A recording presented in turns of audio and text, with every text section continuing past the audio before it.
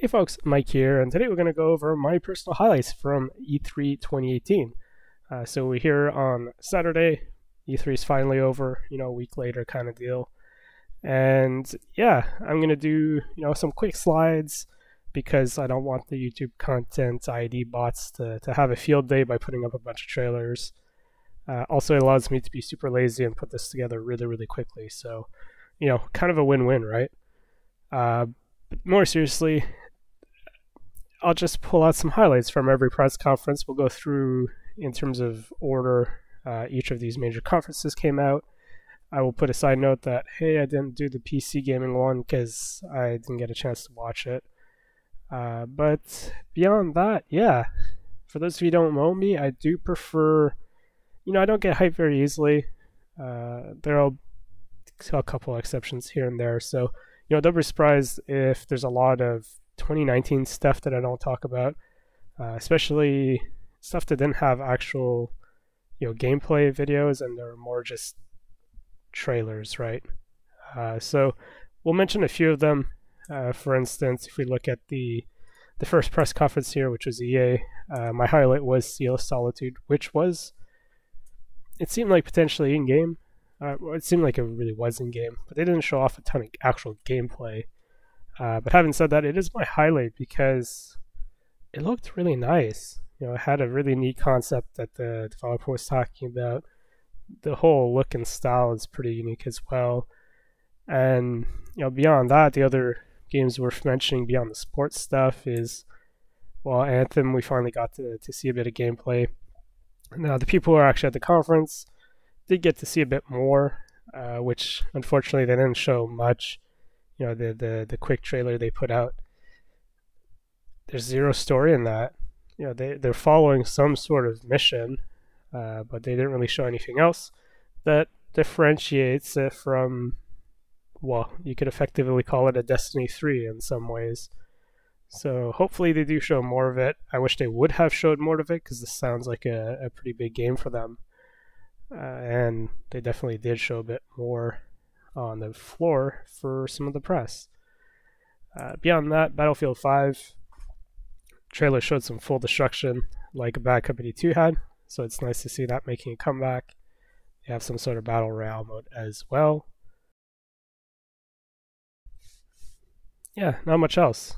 Even though I've been less and less of a fan of the Battlefield franchise as time goes on, because they've taken it in a different direction that's not, what I originally liked about the game. I still think this is interesting, and it does seem more interesting than, Battlefield 1, which came out before this. And of course, Command & Conquer came back. Unfortunately, it's a mobile game, so yeah, that's more of a disappointment than anything else. Especially since I had played the previous Command & Conquer game that was still in development. That was kind of like Generals 2 or something. It was really bad. But anyways, Microsoft was next on the list. They had a lot of stuff on there, right? They were huge on trailers, but in terms of actual releases, especially this year, they didn't have a whole lot. They had a couple big things in there like Fallout 76, Tomb Raider, Just Cause 4. I'll talk about those later in their own conferences. But yeah, we'll call it a highlight, right? They acquired new studios. They formed The Initiative, which is a new studio with the former head of Crystal Dynamics, which made that Tomb Raider reboot in 2013. So those guys know what they're doing. They also had Undead Labs, which made State of Decay 2, Playground Games, which is the Forza Horizon team, which surprisingly wasn't part of Microsoft. Ninja Theory, which made Hellblade, which is kind of surprising.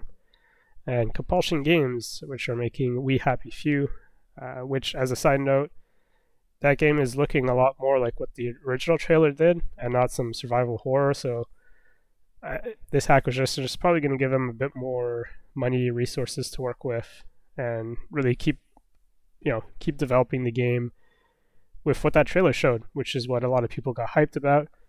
And when the gameplay actually came out with early access, whatever, that was complete 180 of what you were expecting. It was not good at all. So hence why I don't particularly get excited about trailers, I prefer gameplay videos, right? But having said that, I'll also pull a 180 on what I just said, because my gameplay highlight, of course, was Cyberpunk 2077. What they showed off. Yeah, people got demos at E3 as well, and just hearing them talk about that, hour-long demo with actual gameplay makes me even more excited about this. This looks really, really good. I remember the original trailer back in 2013, 5 years ago. I still remember that trailer the first time I saw it. I know exactly what that trailer is. I can rewatch it and can tell you, yep, it's the same as I remembered it 5 years ago. So, the fact that a trailer like that sticks with me so much, and then this one stuck with me a lot as well. These guys are really doing something good.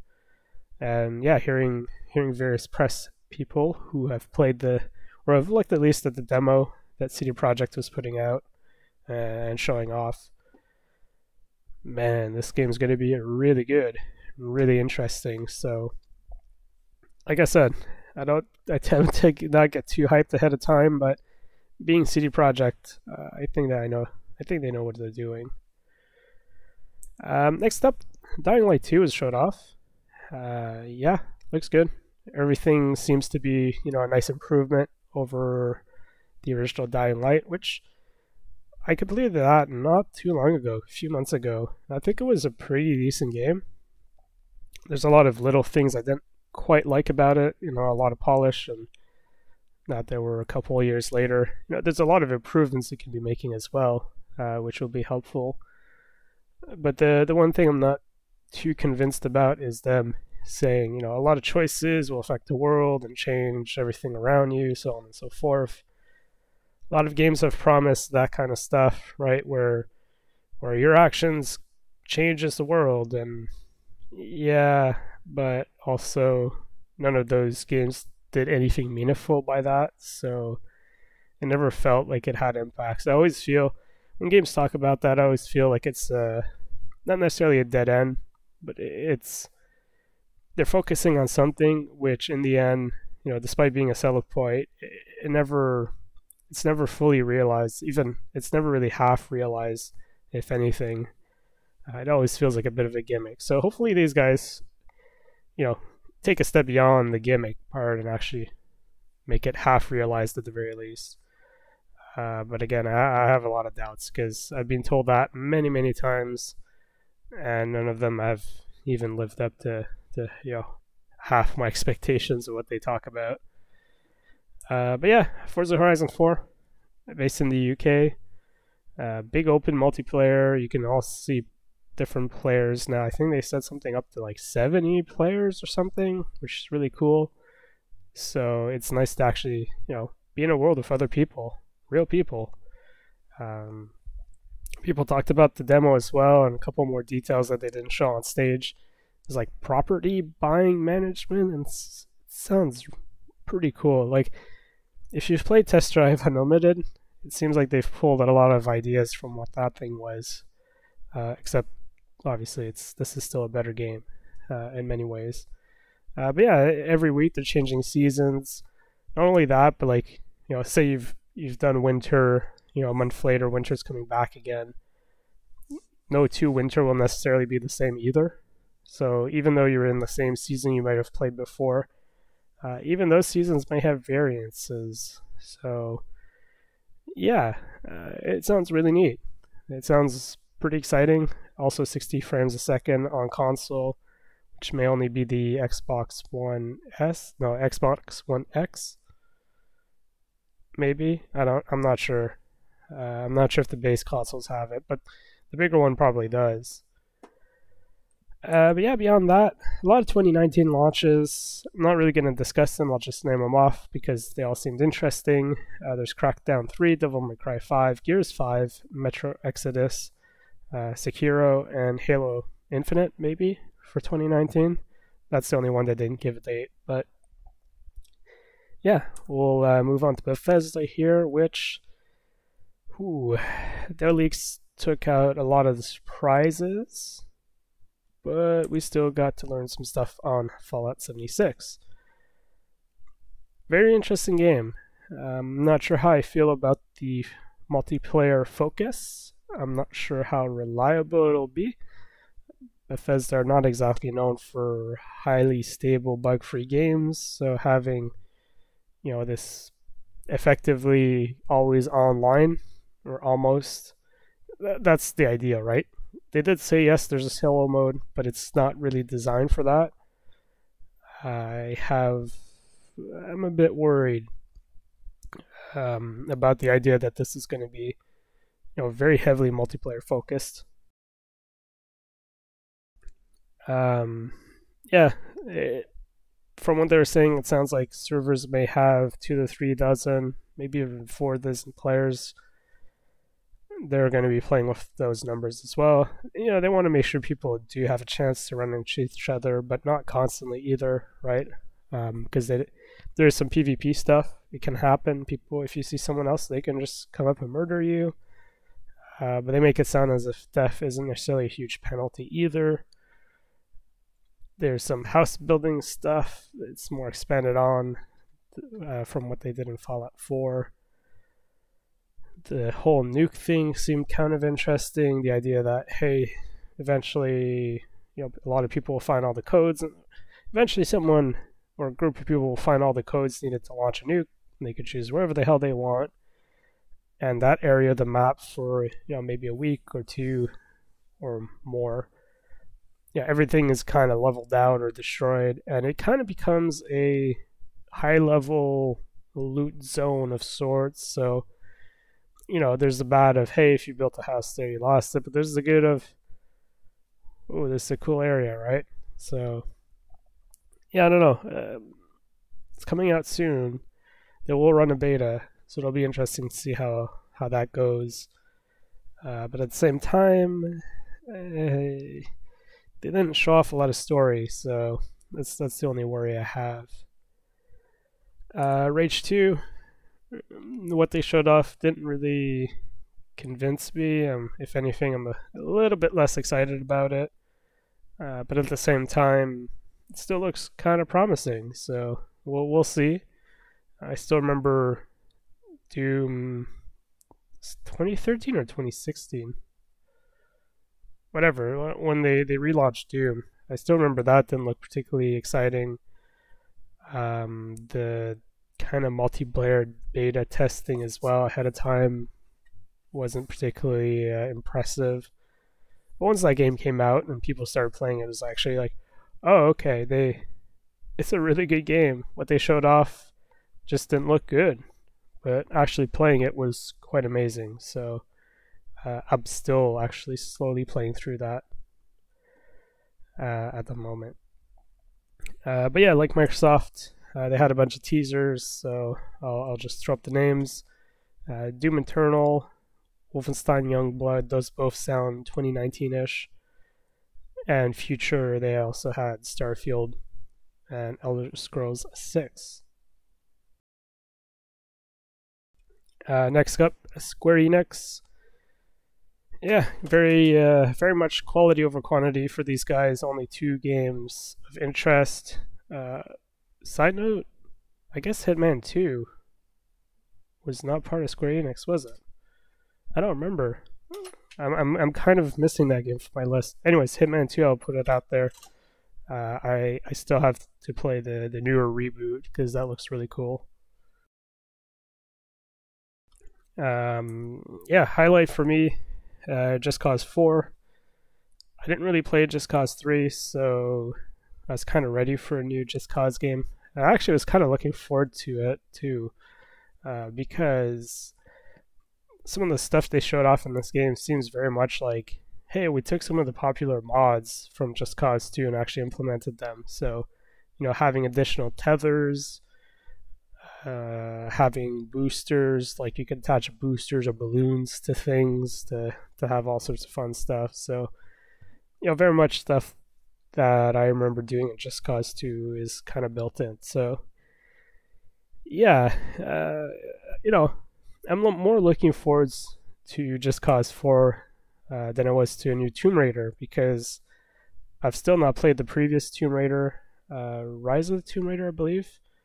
So that's why it's not quite my highlight. I would still want to play that previous game. But at the same time, what they showed off here looked really good. Really brutal as well. But it doesn't feel like it's a huge departure from the 2013 reboot that I played, which was really good. I really like playing that reboot that called Tomb Raider. Didn't really have anything else on the name, but the one that came out in 2013 was really, really good. So this seems like they've added a bit more, but like I said, it doesn't feel like a huge departure. So hence why it's not my highlight, even though I am looking forward to playing it eventually. I'll also mention Kingdom Hearts 3 because it was at Microsoft. I think this trailer has made the rounds multiple times. Disney's probably putting a lot of money into this, hence why you're seeing it everywhere. So I'll have to mention it just for that. Next up on the list, Ubisoft. Ubisoft's always a tough one for me. I'm not the biggest fan of their games. My highlight was Beyond Good and Evil 2. It's got some interesting style. The trailer looked pretty good. But again, no proper gameplay yet. Who knows if this game's ever going to come out. They're also showing off this crowdsourcing idea where people can submit. They'll put out a call. Hey, we need like some art asset or some of this, some of that. And people can crowdsource some ideas. It sounds like you're just giving away assets for free, maybe. They didn't really talk about monetizing or anything like that, which, on one hand, looks good on your resume if you're looking for work, and you could say, hey, look, I contributed some assets to presumably a big game when it comes out. But on the flip side, like, I don't know, Ubisoft is not a small company. You'd think they'd be able to, they have enough people to make stuff for this game. So who knows? Trials Rising, I decided to throw that in there because it really looks like they went back more towards some of the classic Trials games, which, I feel. In fact, I just started playing whatever the Trials game that came out on PlayStation Plus. I feel like it's been a long time since I last played a Trials game, and those were always pretty fun. And then I'll throw in a quick nod to Starlink as well. Plus, I guess, Assassin's Creed Odyssey. Both those are October launches. Assassin's Creed Odyssey doesn't interest me much, but it still seems pretty okay. I think a lot of people will have fun with that. And Starlink's here because of that Star Fox tie-in. Hopefully it's good. Next up, we're coming close to the end here because there's Sony, which they've preemptively announced everything beforehand. So, the highlight being the only real big game there that's coming out anytime soon. I don't know. Still, we'll get into that in a second. The Last of Us Part 2 looked really cool. On one hand, I feel like if this was pretty much any other company, I'd say, that was an in-game thing, heavily scripted, but it still looked pretty good. But this being Naughty Dog, I'm kind of leaning towards like a lot of this was probably not very crafted to show off, but rather a lot of this was regular scripting you'd see when you play this game. I'm still unsure how much of this is crafted specifically for the demo, but it looked pretty damn good. And like I said, I could believe that a lot of this wasn't that crafted because Naughty Dog have a tendency to be really good at this kind of stuff. But like I said, this is my only highlight. The only thing particularly interesting I should point out, Spider-Man stuff looked pretty good, but it's not my kind of game, so I'm sure that would have been a highlight for a lot of people for a game coming out soon. But I'll also throw in Death Stranding because still a weird-ass game. Also, beyond Spider-Man, there really wasn't much of anything else. And speaking of that, yeah, Nintendo also didn't have much of anything. Super Mario Party, that's coming out in September if you're into that. Also, Super Smash Brothers Ultimate.